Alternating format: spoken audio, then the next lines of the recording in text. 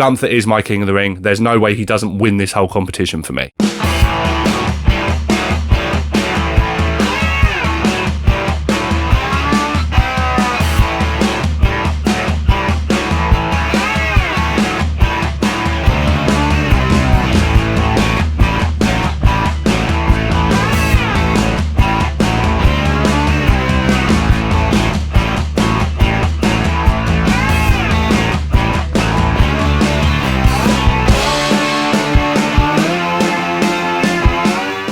This is a bit different, isn't it? Hello everyone and welcome to the JE Show. I am your host, JE.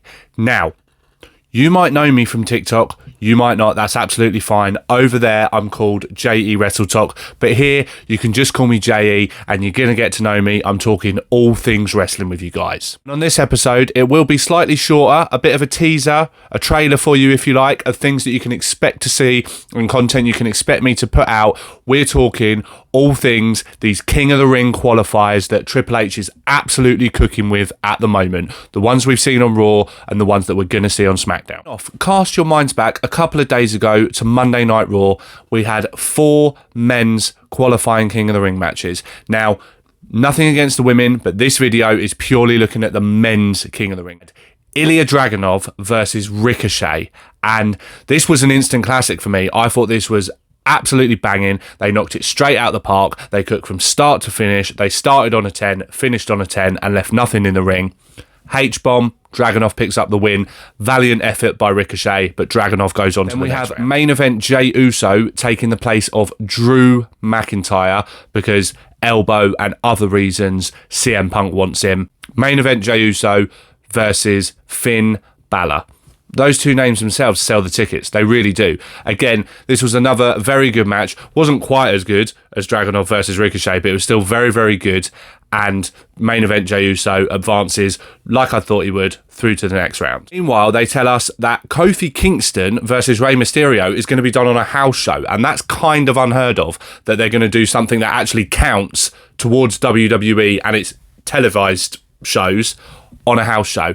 But if you go into that house show and you're going to see that, you're probably going to be in for a treat. I'm predicting that Rey's going to advance. And then lastly, we had Sheamus versus Gunther. Run it back one more time for us. And boy, did they not disappoint, slapping the absolute shit out of each other, just like we knew they would. And the crazy thing here is, Sheamus tapped out. Sheamus never really taps out. And he tapped out to Gunther. Gunther made Sheamus tap.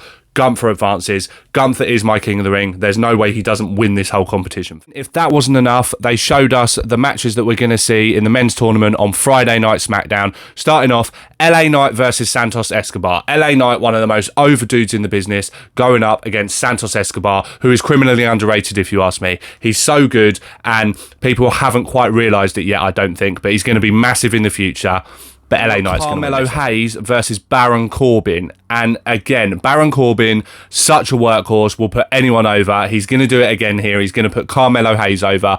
Carmelo Hayes is going to win this. He came onto SmackDown, shot straight for Cody Rhodes, missed, but took his shot, and he's going to advance in the King of the Ring. Then we've got Bobby Lashley versus Tama Tonga. 2 big dudes again who are going to slap each other around, and I can't wait to see it, and I'm looking forward to the brutality.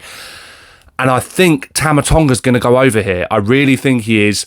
Interference from the bloodline is inevitable. That's going to happen, but Tama Tonga going over. Lastly, as if we haven't been treated to enough, we are going to be seeing Randy Orton versus AJ Styles in a first round match. This isn't even a quarterfinal or a semi-final or the final. In a first round match, we're going to see Randy Orton versus AJ Styles. And I think AJ's going to win. He's just come off the back of the loss to Cody Rhodes. Randy Orton doesn't really need this. He's doing his tag stuff with KO. He's focused on the bloodline a bit at the moment. He doesn't really need this. And if it is one Raw and one SmackDown guy in the end, if that's the way these brackets work, I think we're going to see Gunther versus AJ Styles in the final. I really do. Triple H, keep cooking, keep doing what you're doing, because we absolutely love to see it. And it's on fire right now. It's so good. So that's it for this one, guys. As I said, it was going to be a shorter one, just a teaser of things to come. So make sure you stay locked into the channel. And in the meantime, if you see a wrestling fan on the street and they want to talk about wrestling to you, what do you say? Let's talk about it.